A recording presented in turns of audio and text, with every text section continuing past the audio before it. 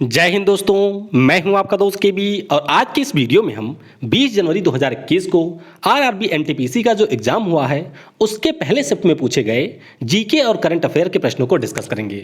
और अगर हम लोग आज के इस शिफ्ट की बात करते हैं तो 70% से ज़्यादा क्वेश्चन ऐसे रहे हैं जो कि रिपीटेड हैं, यानी कि वो पहले एनटीपीसी में पूछे जा चुके हैं और उन्हीं प्रश्नों को एक बार फिर से पूछा गया है। तो इसीलिए जो भी आपके लिए यहाँ पर एनालिसिस वाला वीडियो होता है, इस वीडियो को आप जरूर देखा करें। इसकी जो पीडीएफ है वह आपको टेलीग्राम पर मिल जाएगी। तो टेलीग्राम पर आपको सर्च करना है केवी गुरुजी, जहां से आप इसके पीडीएफ को डाउनलोड कर सकते हैं। तो चलिए इस वीडियो की हम शुरुआत करते हैं। सबसे पहला प्रश्न पूछा गया था कि जो हमारा राष्ट्रीय ध्वज है, यानी कि जो हमारा तिरंगा है, इसका डिजाइन किसने तैयार किया था? तो आप सभी को ये याद होगा, पिंगली बंकैया साहब के द्वारा इसे डिजाइन किया गया था। तो ये पॉइंट आप यहाँ पर ध्यान रखेंगे। इसके अलावा कई बार ये भी पूछ लिया जाता है कि जो हमारे कॉन्स्टिट्यूशन निर्माण के दौरान झंडा समिति थी उसके अध्यक्ष कौन थे?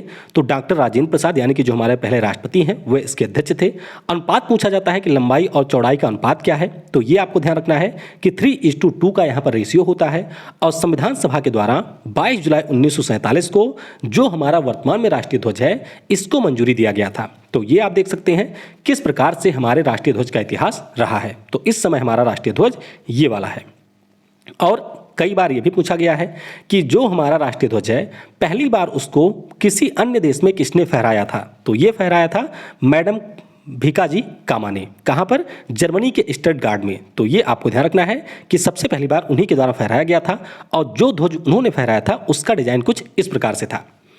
और इसकी जो पीडीएफ है मैंने आपको बता ही दिया कि केवी गुरुजी आप टेलीग्राम पर सर्च करेंगे, वहां पर पीडीएफ भेज सकते हैं। और आने वाले समय में अगर आप एनटीपीसी के एग्जाम में अपीयर होते हैं तो अपने प्रश्नों को इस व्हाट्सएप नंबर पर या फिर नीचे आपको टेलीग्राम की लिंक मिल जाएगी, वहां पर आप डायरेक्टली मुझे भेज सकते हैं। अगला प्रश्न पूछा गया था कि इनमें से कौन सा राज्य म्यांमार के साथ में सीमा नहीं बनाता है? तो ये आप देख सकते हैं, यहाँ पर हमारे सारे राज्य दिए गए हैं और इनमें से अरुणाचल प्रदेश, नागालैंड, मणिपुर और फिर हमारा है मिजोरम। तो ये सारे म्यांमार के साथ में सीमा बनाते हैं। तो 4 राज्य हैं जो कि म्यांमार के साथ में सीमा बनाते हैं। ये पॉइंट आपको ध्यान रखना है। तो जैसा आपको वहाँ पर ऑप्शन मिला होगा उसी के अनुसार आप टिक किए होंगे। फिर पूछा गया था कि 2007 में शांति का नोबेल पुरस्कार किसे मिला?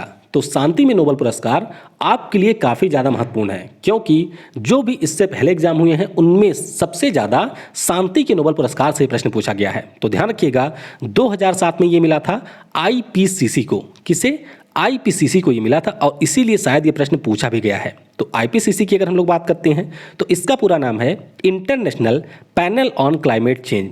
तो WMO यानी कि वर्ल्ड मेट्रोलॉजिकल ऑर्गेनाइजेशन और यूनाइटेड नेशन इन्वायरमेंट प्रोग्राम के अधीन यह संस्था है, जिसका निर्माण किया गया था 1988 में। मुख्यालय आपको जिनेवा में मिलेगा और इसके अध्यक्ष होए सुंग ली। तो 2 लोगों को मिला था 2007 में नोबेल पुरस्कार। एक तो थी हमारी आईपीसीसी और दूसरे थे अमेरिका के पूर्व उपराष्ट्रपति एल गोरे। तो इन दोनों को यह पुरस्कार मिला था। अगला प्रश्न बहुत ही आसान सा था कि यूनेस्को का मुख्यालय कहाँ पर है? तो ये फ्रांस की राजधानी पेरिस में आपको मिलेगा। और जब भी पेरिस की बात आए तो आपको ध्यान रखना है कि OECD, IAU और IEA इनका भी मुख्यालय आपको पेरिस में ही मिलेगा। और फ्रांस का एक शहर है जिसका नाम है लियोन। क्या नाम है? लियोन। तो यहाँ पर आपको इंटरनेशनल पुलिस ऑर्गेनाइजेशन यानी कि इंटरपोल का मुख्यालय मिलेगा। फिर पूछा गया था कि जो बॉम्बे गेट है यानी कि गेटवे ऑफ इंडिया जो आपको बॉम्बे में मिलेगा, इसे किसने डिजाइन किया था? तो इसे डिजाइन किया था जॉर्ज वीटेट ने। किसने? जॉर्ज वीटेट के द्वारा इसे डिजाइन किया गया था। कई सारे प्रश्न इससे ऑलरेडी पहले भी पूछे जा चुके हैं, जैसे कि 11 जनवरी का जो पेपर हुआ था उसमें पूछा गया था कि यह किस शैली के ऊपर निर्मित है? तो ध्यान रखिएगा, इंडो सारा सैनिक शैली के ऊपर इसका निर्माण किया गया था 1913 में। और किसकी स्मृति में ये बना था? तो 1911 में जब ब्रिटिश सम्राट जॉर्ज पंचम और महारानी मैरी आई थी हमारे देश भारत में, तो उसी की स्मृति में गेटवे ऑफ इंडिया का बॉम्बे में निर्माण किया गया था। फिर पूछा गया था कि ब्लड समूह की खोज किसने की थी? तो सबसे पहली बार जो हमारे ब्लड ग्रुप होते हैं इनकी खोज की गई थी कार्ल लैंड स्टीनर के द्वारा। किसके द्वारा? कार्ल लैंड स्टीनर के द्वारा खोज की गई थी। तो कार्ल लैंड स्टीनर की बात करते हैं तो वर्ष 1902 में A, B और O इन दोनों ब्लड समूह की खोज इन्होंने की थी। लेकिन अगर आपसे पूछ लिया जाता है पार्टिकुलर AB ब्लड ग्रुप की खोज किसने की थी, तो ध्यान रखिएगा डी कैस्टिलो और स्टरले ने यहाँ पर AB ब्लड ग्रुप की खोज की थी। फिर पूछा गया था कि विश्व का सबसे बड़ा स्थल रुद्ध देश कौन सा है। तो ये आप देख सकते हैं, ये है हमारा प्यारा एशिया। यहाँ पर आपको मिलेगा हमारा प्यारा भारत और ये आपको मिलेगा मध्य एशिया। तो मध्य एशिया में आपको 5 देश मिलेंगे, जैसे कि कजाकिस्तान है, तुर्कमेनिस्तान है, उज्बेकिस्तान है, ताजिकिस्तान है और है किर्गिस्तान। और ये जो आपको सबसे बड़ा वाला दिख रहा है, ये वायलेट कलर में, यही दुनिया का सबसे बड़ा स्थलरुद्ध देश है, यानी कि इसका नाम है कजाकिस्तान। स्थलरुद्ध देश क्या होते हैं? तो इन्हें हम लोग लैंड लॉक कंट्री कहते हैं। ये वह देश होते हैं जो कि सभी तरफ से भूमि से घिरे होते हैं, यानी कि डायरेक्ट किसी भी महासागर या सागर में इनका एक्सेस नहीं होता है। अगला प्रश्न पूछा गया था कि आईपीएल 2020 में जो ऑरेंज कैप है यह किसने जीता था। तो बहुत ही आसान सा प्रश्न था। 2020 का जो ऑरेंज कैप है ये जीता था केएल राहुल ने, क्योंकि इन्होंने सबसे ज़्यादा 670 रन बनाए थे। विजेता यहाँ पर रही है मुंबई इंडियन, 5वीं बार इसने जीता। पर्पल कैप यहाँ पर मिला था कागिसो रबाडा को, जिन्होंने पूरे टूर्नामेंट में 30 विकेट लिए थे। और फाइनल मुकाबले में मैन ऑफ द मैच का पुरस्कार मिला था ट्रेंट बोल्ट को। तो ये मुंबई इंडियन के गेंदबाज हैं। बाकी ये सारी चीज़ें भी आप थोड़ा सा ध्यान रख सकते हैं, हो सकता है कि इनसे भी प्रश्न पूछ लिया जाए। फिर पूछा गया था कि भारत में कितने नाभिकीय ऊर्जा संयंत्र आपको मिलेंगे। तो यहाँ पर आप देख सकते हैं, वर्तमान में हमारे देश में कुल 7 नाभिकीय ऊर्जा संयंत्र हैं, यानी कि न्यूक्लियर पावर प्लांट हैं। तो ये पॉइंट आपको यहाँ पर ध्यान रखना है। कौन कौन से हैं? तो राजस्थान यानी कि रावत भाटा इसे कहते हैं, नरौरा उत्तर प्रदेश में है, काकरापार गुजरात में है, तारापुर है महाराष्ट्र में जो कि भारत का पहला है, कैगा आपको कर्नाटक में मिलेगा और कलपक्कम और कुडनकुनल ये दोनों आपको मिलेंगे तमिलनाडु में। तो इससे काफ़ी सारे प्रश्न पूछे गए हैं और इसके ऊपर मैंने एक सेपरेट वीडियो बना रखी है, जिसका लिंक आपको ऊपर के आई बटन पर मिल जाएगा। तो वहाँ से आप चाहें तो इस वीडियो को देख सकते हैं। फिर पूछा गया था कि पीएम उज्ज्वला योजना की शुरुआत कब हुई थी। तो उज्ज्वला योजना कई बार पूछा जा चुका है। 2016 में इसे लॉन्च किया गया था। उद्देश्य इसका क्या था?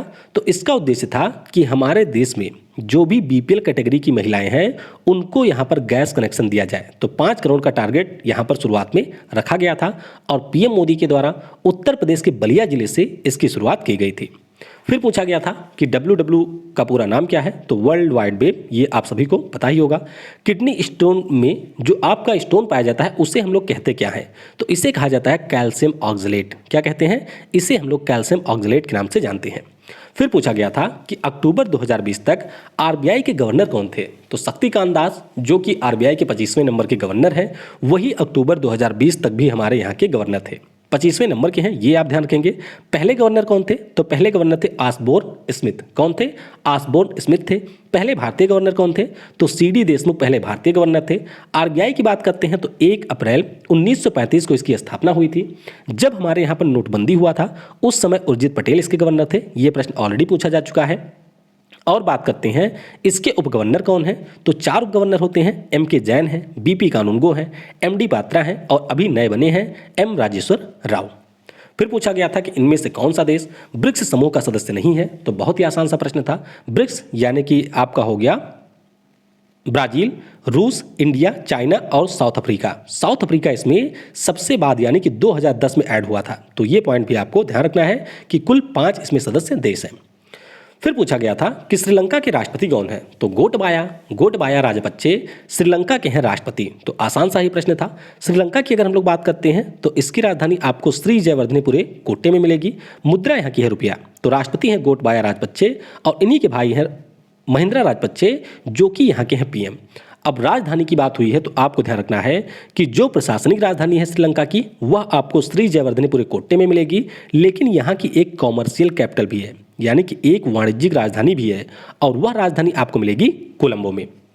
फिर पूछा गया था कि किस संशोधन के द्वारा जो फंडामेंटल ड्यूटीज हैं उनको संविधान में जोड़ा गया। तो ये हमारा था 42वां संविधान संशोधन जो कि आपका हुआ था 1976 में। तो स्वर्ण सिंह समिति के द्वारा रिकमेंड किया गया था कि हमारे संविधान में मौलिक कर्तव्यों को भी शामिल किया जाना चाहिए और इसीलिए संविधान में एक नया आर्टिकल जोड़ा गया था जिसका नाम है 51A। और आपको ध्यान रखना है कि जो फंडामेंटल ड्यूटीज है इसको हमने लिया था USSR के कॉन्स्टिट्यूशन से, यानी कि जो वर्तमान का रूस है उसके संविधान से इसको हमने लिया था। और आप ध्यान रखेंगे कि 86 जब हमारा कॉन्स्टिट्यूशनल अमेंडमेंट हुआ था 2002 में, उसके द्वारा एक और मौलिक कर्तव्य को जोड़ा गया था। तो इस प्रकार से कुल मौलिक कर्तव्यों की संख्या हमारे संविधान में है 11। फिर पूछा गया था कि इनमें से कौन सा माइक्रोसॉफ्ट ऑफिस का पार्ट नहीं है, तो ये मैं आपको पहले भी बता चुका हूं कि पावर पॉइंट हो गया, माइक्रोसॉफ्ट वर्ड हो गया, इसके अलावा माइक्रोसॉफ्ट एक्सेल हो गया, माइक्रोसॉफ्ट पिक्चर मैनेजर हो गया, फिर आपका माइक्रोसॉफ्ट वन नोट होता है, आउटलुक होता है, तो ये सारे माइक्रोसॉफ्ट ऑफिस के पार्ट होते हैं। इसके अलावा जो आपके रहे होंगे वो यहाँ पर इसके पार्ट नहीं है।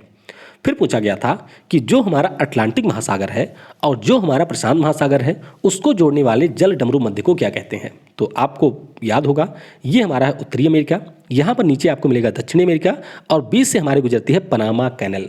कौन सी? पनामा नहर। तो यही इन दोनों को आपस में जोड़ती है। तो आसान सा ये भी एक प्रश्न था। फिर पूछा गया था कि जो हमारा मेडिटेरेनियन सी है उसके बीच में स्थित सबसे बड़ा द्वीप कौन सा है, तो मेडिटेरेनियन सी ये ऊपर यूरोप है, नीचे इसके आपको मिलेगा अफ्रीका और यहीं पर सिजिली नाम से एक द्वीप है जो कि है इटली का। तो ये मेडिटेरेनियन सी में सबसे बड़ा द्वीप है। तो ध्यान रखिएगा सिजिली सबसे बड़ा द्वीप है। उसके बाद में पूछा गया था कि लखनऊ जो कि उत्तर प्रदेश की राजधानी है वह किस नदी के किनारे है, तो ये काफ़ी आसान प्रश्न था, ये आपको मिलेगा गोमती नदी के किनारे। फिर पूछा गया था कि लोकसभा के पहले अध्यक्ष कौन थे, तो ये थे हमारे जीवी मावलंकर साहब। तो लोकसभा अध्यक्ष से काफ़ी प्रश्न पूछे जा रहे हैं, इसके बारे में आपको ध्यान रखना है। और एक जरूरी चीज़, अगर आपको लगता है कि इसमें से कोई प्रश्न परीक्षा में नहीं पूछा गया था तो उसके बारे में नीचे कमेंट में जरूर बताइएगा। और अगर आपको कोई भी प्रश्न याद हो जो कि परीक्षा में पूछा गया था तो उसके बारे में भी नीचे कमेंट में जरूर लिखिएगा। लोकसभा अध्यक्ष की बात हुई है तो कल भी प्रश्न पूछा गया था कि जो हमारे लोकसभा अध्यक्ष होते हैं इनका चुनाव कौन करता है, तो जो भी हमारे मेंबर होते हैं निर्वाचित लोकसभा के उन्हीं के द्वारा चुनाव किया जाता है। पहले थे जीवी मावलंकर, वर्तमान में है ओम बिरला। पहली महिला कौन थी, तो ये थी मीरा कुमार। फिर पूछा गया था कि 2020 में जो हमारा स्वतंत्रता दिवस था इसके अवसर पर मुख्य अतिथि कौन थे, तो मुख्य अतिथि कौन थे, तो ये हमारे थे जेर बोल्सोनारो जो कि ब्राजील के राष्ट्रपति थे। 2019 की बात करते हैं तो 2019 में राष्ट्रपति कौन थे, तो 2019 में राष्ट्रपति थे सिरिल रामापोसा जो कि दक्षिण अफ्रीका के राष्ट्रपति हैं। और आपको ध्यान रखना है कि 2021 में ऐसा चौथी बार होगा कि जब हमारे रिपब्लिक डे परेड में कोई भी राष्ट्राध्यक्ष मुख्य अतिथि के रूप में शामिल नहीं होगा। तो ये पॉइंट भी आप ध्यान रखेंगे। फिर पूछा गया था कि एल्बर्ट आइंस्टीन इनको किस खोज के लिए नोबेल मिला था, तो फोटो इलेक्ट्रिक इफेक्ट की खोज की थी एल्बर्ट आइंस्टीन ने और इसी के लिए 1921 में इनको नोबेल प्राइज मिला था। तो ये पॉइंट आपको ध्यान रखना है। फिर पूछा गया था कि दुनिया के सबसे अमीर व्यक्ति कौन है। अब एग्जैक्ट क्वेश्चन ये क्या था ये तो आप बता सकते हैं नीचे कमेंट में ही, लेकिन अमीर व्यक्ति की बात करते हैं तो वर्तमान में है इलोन मस्क। कौन है? इलोन मस्क जो कि स्पेस एक्स और टेस्ला कंपनी के संस्थापक हैं, वह इस समय सबसे अमीर व्यक्ति हैं। जेफ बेजोस जो कि अमेजन कंपनी के संस्थापक हैं, इसके अलावा ब्लू ओरिजिन कंपनी के भी संस्थापक हैं, ये यहाँ पर हैं दूसरे स्थान पे। एशिया के सबसे अमीर व्यक्ति की बात करते हैं तो इस समय हैं चीन वाले सैन। कौन है? सैन सबसे अमीर हैं। मुकेश अंबानी भी कभी पहले स्थान पे थे। तो ये सारे पॉइंट आपको ध्यान रखने हैं कि क्या प्रश्न में आपके पूछा जा रहा है और किस समय के अमीर व्यक्ति के बारे में पूछा जा रहा है। फिर पूछा गया था कि जो F1 यानी कि जो फंक्शन की आपकी होती है कंप्यूटर में उससे क्या प्रयोग किया जाता है, तो अगर आपको विंडो में किसी प्रकार की हेल्प चाहिए होती है तो उसके लिए हम लोग F1 की का प्रयोग करते हैं। फिर पूछा गया था पीएम जनधन योजना से एक प्रश्न, तो पीएम जनधन योजना के बारे में आप ध्यान रखेंगे कि 28 अगस्त कब 28 अगस्त 2014 को इस योजना को लॉन्च किया गया था और इसका मुख्य रूप से उद्देश्य था कि हमारे देश में वित्तीय समावेशन को बढ़ावा दिया जाए, यानी कि 10 वर्ष आयु से जो भी अधिक लोग हैं उनका जीरो बैलेंस पर अकाउंट खोला जाए और कई सारी सुविधाएं भी उनको यहां पर दी जाएं। उसी के लिए पीएम जनधन योजना को लॉन्च किया गया था। फिर पूछा गया था कि C++ भाषा के जनक कौन है, तो इसका उत्तर आपको नीचे कमेंट में बताना है। वैसे अगर हम लोग सी लैंग्वेज की बात करते हैं तो इसके जनक है डेनिस रिची। कौन है? डेनिस रिची सी भाषा के जनक है। तो C++ के कौन है ये आप नीचे कमेंट में बताएंगे। तो इस प्रकार से हमने यहाँ पर 30 प्रश्नों को डिस्कस कर लिया है। बाकी के जो छूटे हुए प्रश्न हैं उनको हम लोग दूसरे शिफ्ट के वीडियो में डिस्कस कर लेंगे। Thanks for watching. जय हिंद, जय भारत और सबसे जरूरी, पढ़ेगा भारत तो बढ़ेगा भारत।